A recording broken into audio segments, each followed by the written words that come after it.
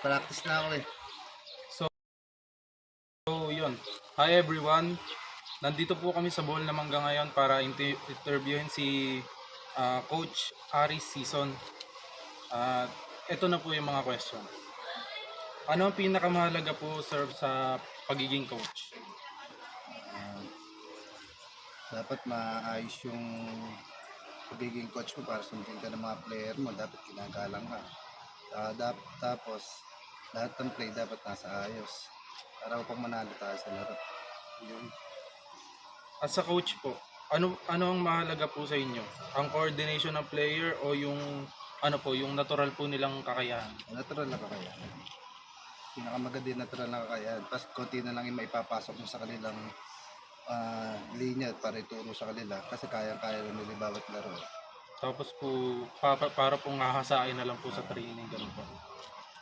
Tapos po, as a coach po, alam naman natin na may kakayahan ng mga player. Pero ano po sa tingin nyo ang dapat nilang matutunan bukod sa kanilang kakayahan sa paglalaro?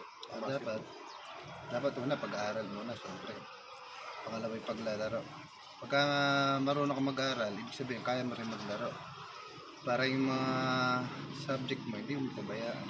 Magulang mo, mag-proud pa rin sa Kumbaga po ay parang balance lang. Tapos po, ang pagiging coach ay pagtuturo sa player. Pero po, ano po yung bilang coach, may mga aral ka rin po ba na natutunan sa inyong mga player? Meron. Maraming matigas ang ulo sa player. Kailangan, disiplinado talaga. Dapat nasa ayos talaga yung pagiging coach mo para sa nga nila. Yung next po, paano nyo po gagabayan ng mga players sa pagpapalakas ng kakayahan nila at pagpapusbong ng kanilang mga kakayahan? Kailangan practice. Dapat nasa disiplina natin pa-practice. Hindi yung tanghali na dito nakapag-practice. Dapat nasa oras, nasa ayos. Saka para lumakas yung player, talagang mag-practice talaga yung pinakamalakasan. Last question po, paano nyo po susuriin ang performance ng player sa laro at anong feedback ang maibibigay nyo po para sa kanilang pagpapaunlad? Katulad sinabi ko kanina, kailangan makikita mo pa lang sila nagpa-practice, makikita mo nilaro agad nila. Tsaka mo pa lang makikita, mahahasa ng mabuti. Tsaka mo pa lang maibibigay sa kanya yung mga kulang niya bilang player. Yun po. Maraming salamat po. Maraming salamat po.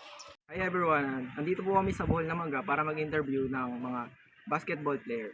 Andito po si Sir Manuel Lorella para po ma-interview. Questions number 1. Ilan season o ilan na ang basketball games na nasa inyo? Marami na, mula pa sa Maynila hanggang dito. Para dito, champion. Ilan na po yung mga achievements at ano na po yun? Pangkar naman, nagiging ko lang ko yung sa naging player sa kularo kasi pangkar naman, naging high school talaga sa Paano nyo po na-handle yung mga pressure sa basketball court? simple lang. Huwag mong isipin na hindi mo kaya kalaban. Sa isa pa, yung ipakita mo sa mga tao, sa mga nanood na kaya mo. Kung anong nagagawa na, kaya mo rin gawin. Ano po ang mga prinsipyo na natutunan nyo sa pamamagitan ng paglalaro ng basketball? Isang magandang natutunan ko riyan. Nagkaroon ako ng maraming kaibigan.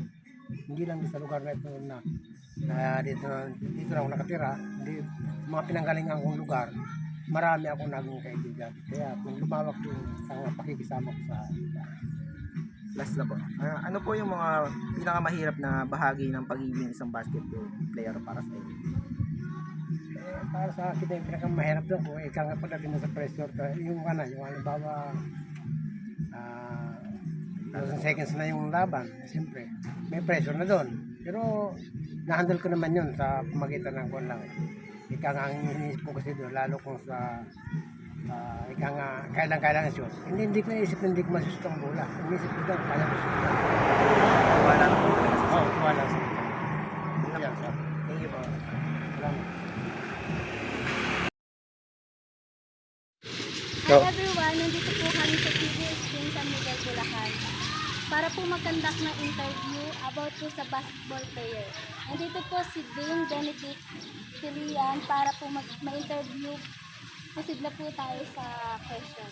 Number 1. Ilang season o ilan ng basketball games na nasabihan mo? Salamat sa magandang katanungan. Itong season pa lang ako sa pagbabasketball.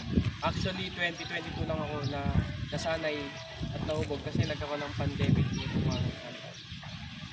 Number 2. Ilan ang achievements at ano-ano yun? Sa 7 season na paglalaro ko, nakakuha na ako ng 4 na championship.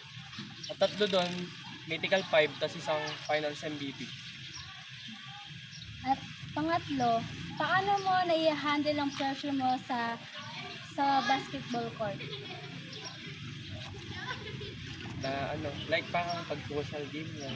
Pag nasa loob po kayo ng court. Nung mga unang season ko, andun yung kaba, liya pagka napapanood ng mga tao. Pero dahil sa may sunod-sunod na laro ko, nasanay na ako na maraming nanonood kahit na may kaba. Pero nung tumagal-tagal na siya, nawala na. Pang-apat po, ano po ang mga prinsipyo o natutunan mo sa pamamagitan ng paglalaro ng basketball? Sa paglalaro ng basketball, marami kong natutunan. Ito yung makipagkapwa-tao, magkaroon ng kaibigan. Pero minsan, di natin may iwasan yung magkaroon ng kaaway. Pero pagkatapos nun, ayun, ako mismo yung nag-oversee na makipag-ayos sa kanya para hindi na lumaki yung nangyayari na. Pang-lima, ano ang pinakamahirap na bahagi sa pagiging isang basketball player para sa iyo? Ang pinakamahirap na bahagi bilang basketball player ay yung failure.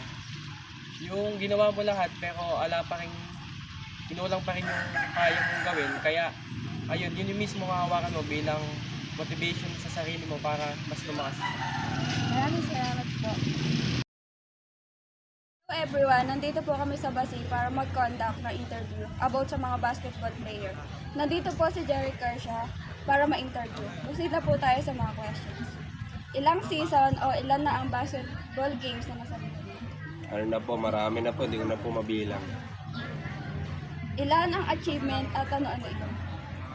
Marami-rami na rin po eh.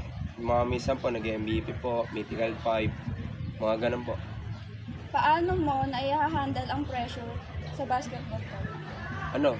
Sineset aside ko lang yung pressure, kumbaga hindi ko iniintindi. Basta laro ka lang, ganun. Ano ang mga prinsipyo na natutunan mo sa pamamagitan ng paglalaro ng basketball? Wag susuko. Ano ang pinakamahirap na bahagi ng pagiging isang basketball player para sa iyo? Time management. Thank you po.